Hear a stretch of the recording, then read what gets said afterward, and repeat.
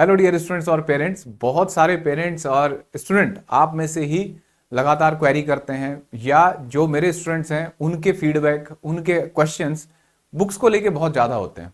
Books को लेके वो बहुत कंफ्यूज रहते हैं कि कौन सी बुक करें, कौन सा क्वेश्चन कहाँ से कर लें, कौन सा चैप्टर कहाँ से बनाएं, चाहे वो ड्रॉपर का स्टूडेंट है, चाहे वो 2 ईयर प्रोग्राम का स्टूडेंट है, चाहे वो 1 ईयर प्रोग्राम का स्टूडेंट है। तो जब इस तरीके के आपके डाउट होंगे, जब आपको अपनी बुक्स पे ही डाउट होगा, तो बहुत मुश्किल हो जाएगा कि आपका कॉन्फिडेंस बने। और बिना कॉन्फिडेंस नीट के एग्जाम को आप क्वालिफाई नहीं कर सकते। स्पेशली फिजिक्स तो भाई बहुत कॉन्फिडेंस चाहिए आपको, वो आपको फील हो भी रहा होगा। तो आज की इस वीडियो में मैं आपको बुक्स तो बताऊंगा ही, जैसे मैं पिछली वीडियो में बता चुका हूं, लेकिन आज मैं बुक्स के साथ साथ आपको ये बताऊंगा कि कौन सी बुक का कौन सा काम है। तो कहाँ किस बुक को हम बोलते हैं कि भाई एनसीईआरटी करो, तो एनसीईआरटी का काम क्या है। बहुत सारे लोग आपके दिमाग में कंफ्यूजन पैदा कर देते हैं कि एनसीईआरटी से नहीं आता पेपर, ये नहीं होता, वो नहीं होता। तो कुछ चीजें क्लियर करो आप अपने दिमाग में कि क्या है बुक्स का काम। तो देखो, सबसे पहले मैं आपको बुक वही बताऊंगा जो ऑथेंटिक बुक है, और एनसीईआरटी जो जरूरी बुक है, जो मैं हमेशा से बताता हूं। देखो, जो पेपर बनाने वाले हैं नीट का, वो एनटीए एनटीए कहता है कि भाई पेपर एनसीईआरटी से बनेगा, तो ऑब्वियसली एनसीईआरटी करेंगे। तो एनसीईआरटी का रोल क्या है? क्या बिल्कुल उसी का क्वेश्चन वही लैंग्वेज में एनसीईआरटी का क्वेश्चन मिलेगा? नहीं। एनसीईआरटी का रोल होता है बच्चों, आपको एक दायरा बताना कि इतने कंसेप्ट हैं आपके पास, इन कंसेप्ट को विजुलाइज करो, समझो, और इन कंसेप्ट पे ही क्वेश्चन बनेगा।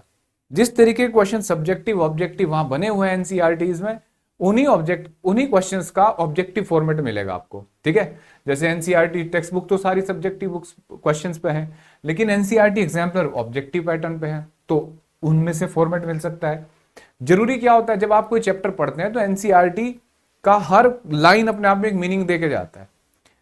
एनसीईआरटी को जो आप प्रॉब्लम ये होती है कि आप एनसीईआरटी जो है बायो की और केमिस्ट्री की, उसको फिजिक्स की एनसीईआरटी से कंपेयर करते हो कि बायो की केमिस्ट्री में एनसीईआरटी में ये लिखा है, ये लिखा है, उसी पे बेस क्वेश्चन बन जाते हैं थियोरेटिकल। केमिस्ट्री में भी ऐसे कुछ हो जाता है, लेकिन फिजिक्स की जो एनसीईआरटी है वो थोड़ी अलग तरीके की है। फिजिक्स की एनसीईआरटी का मकसद है आपका कंसेप्ट बनाना, उसके बाद प्रैक्टिस आपको क्वेश्चन से बनानी पड़ेगी, प्रॉब्लम से जब आप प्रैक्टिस करोगे।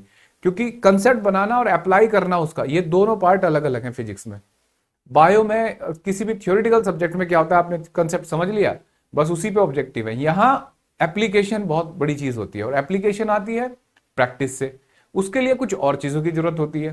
तो एनसीईआरटी को तो आप स्किप कर ही नहीं सकते, कंसेप्ट आपको पढ़ने हैं यहां से। अगर आप इसका दूसरा ऑप्शन लेके चलते हो तो आपको बहुत ज्यादा चीजें करनी पड़ जाएंगी, वो ज्यादा होती है। एनसीईआरटी एक बार में नहीं समझ में आएगी, दूसरी बार समझ में आएगी, अगर टीचर अच्छा है तो आपको समझा ही देगा।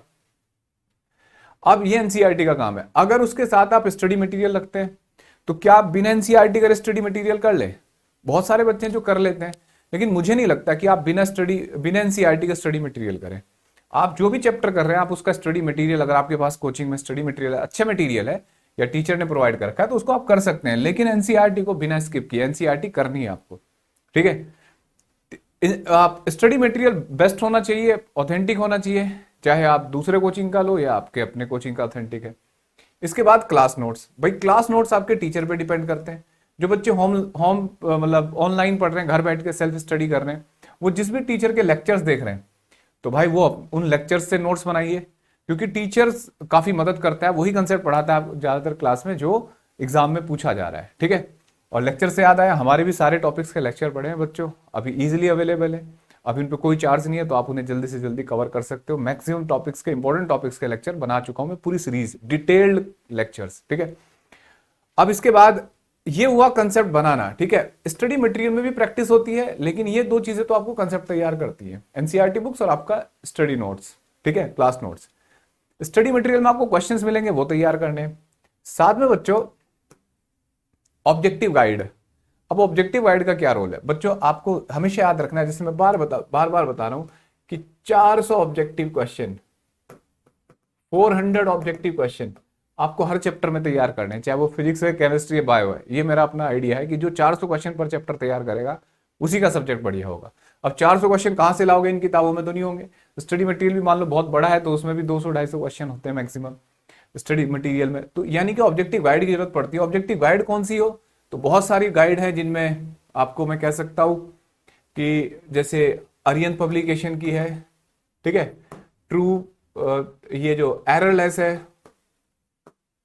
यूनिवर्सल पब्लिकेशन की, जीआरबी पब्लिकेशन की है बच्चों, रतन गाइड है जो राजस्थान में चलती है, बहुत सारे नाम हो सकते हैं, कोई भी, सब ऑब्जेक्टिव गाइड वालों ने एक दूसरे के छाप रखे हैं, कुछ भी ऐसा नहीं कि कोई अलग क्वेश्चन है, सब ने एक जैसे छाप रखे हैं। आपको एक मोटी सी गाइड चाहिए ताकि आप प्रैक्टिस कर लें। इसके बाद बच्चों, जैसे कुछ बच्चे हैं जो इस बात को बहुत ज्यादा पूछते हैं कि सर एचसी वर्मा करनी चाहिए नीट के स्टूडेंट को नहीं या नहीं। तो बच्चों, अगर ड्रॉपर का स्टूडेंट है, ड्रॉप बैच का है, तो एचसी वर्मा ना भी करे कोई दिक्कत नहीं है। और क्योंकि टाइम कम होता है ड्रॉपर बैच में बच्चों, टाइम 4-5 महीने अब, तो उस केस में क्या कर सकते हो, ज्यादा ज्यादा आप ऑब्जेक्टिव क्वेश्चन रिपीट कर सकते हो। लेकिन हाँ, अगर आप 11th के स्टूडेंट हो या 12th में पढ़ रहे हो तो आपके पास टाइम है अभी, ठीक है, 11th वालों के लिए तो है। तो वो एचसी वर्मा के कुछ चैप्टर, जैसे रेस्ट एंड मोशन से लेके वर्क एनर्जी पावर तक, मतलब मोशन इन 1D से वर्क एनर्जी पावर तक कर सकता है, इतने आप एचसी वर्मा से क्वेश्चन कर सकते हो, मतलब इस चैप्टर के, इस बुक से, अगर एचसी वर्मा करनी है आपको।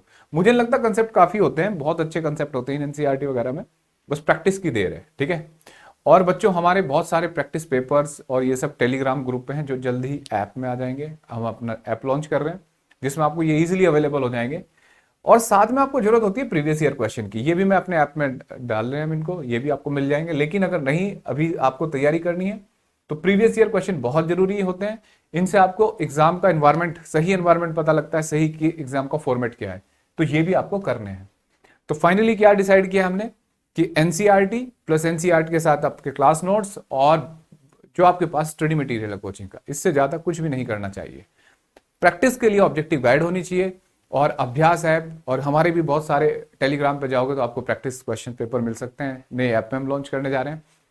तो इतना काफी होता है, बिना कंफ्यूजन के आप लगे रहिए, संघर्ष करिए, डटे रहिए। और चैप्टर, हर चैप्टर में कितने क्वेश्चन बनाने हैं आपको, 400 क्वेश्चंस आपको हर चैप्टर में बनाने हैं, ठीक है। Wish you all the best, thank you.